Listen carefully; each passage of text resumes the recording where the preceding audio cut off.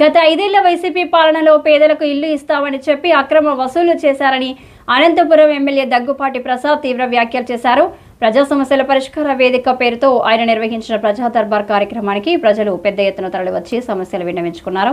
ప్రజల నుంచి వినతులు స్వీకరించిన ఎమ్మెల్యే త్వరలోనే అర్హులైన వారికి టిడ్కో ఇళ్లను నిర్మించి ఇస్తామని హామీ ఇచ్చారు. ప్రజలకు టీడీపీ ప్రభుత్వంపై నమ్మకం ఏర్పడిందని, మరో 25 ఏళ్ల అధికారంలో ఉంటుందని ఎమ్మెల్యే ప్రసాద్ అన్నారు.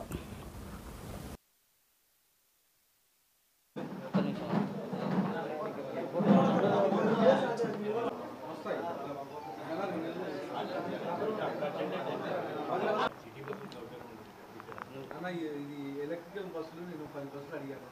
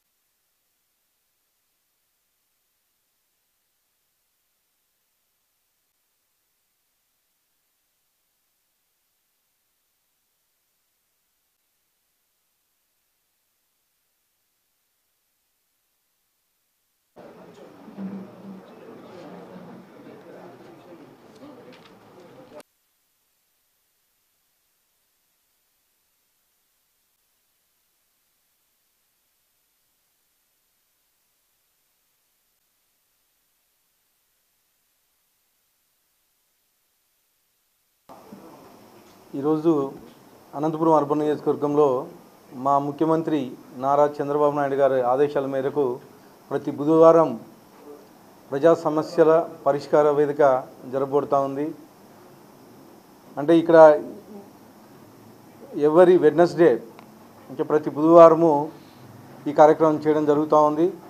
దానిలో భాగంగా ఈరోజు మా తెలుగుదేశం నాయకులతో కలిపి ఇక్కడ గ్రీవెన్స్ కార్యక్రమం నిర్వహించడం జరిగింది.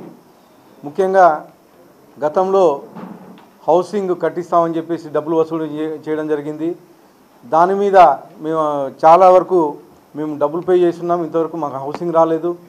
గతంలో మేము 2014-19 కాలంలో టిడ్కో హౌసెస్ నిర్మించాము. దానిలో కానీ డబ్బులు వసూలు చేశారు ఈ జగన్మోహన్ రెడ్డి ప్రభుత్వం వచ్చిన తర్వాత. వాటిలో దాదాపు 25,000 కొన్ని, 50,000 కొన్ని ఇట్లా డబ్బులు కట్టించుకొని మాకు ఇల్లు హ్యాండ్ ఓవర్ చేయలేదు, డబ్బులు వెనక్కి ఇవ్వట్లేదని చెప్పేసి చాలా వరకు అర్జీలు రావడం జరిగింది. దానిలో భాగంగానే గతంలో మేము ఏదైతే టిడ్కో హౌసెస్ కట్టి ఉంచామో దాన్ని మళ్ళా ఆ టిడ్కో హౌసెస్ ఈసారి ప్రజలకి హ్యాండ్ ఓవర్ చేస్తామని చెప్పేసి తెలియజేయడం జరుగుతుంది. ఇవే ముఖ్యంగా మా నాయకుడు చంద్రబాబు నాయుడు గారు ఈ 10 నెలల కాలంలోనే ప్రజలు మనను పొందారు.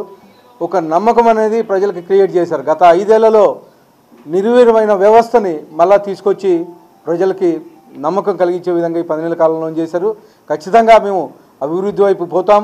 ఇంకొక 20 ఏళ్ళు మా తెలుగుదేశం ప్రభుత్వం ఉండే విధంగా పనిచేస్తామని చెప్పేసి కానీ తెలియజేసుకుంటూ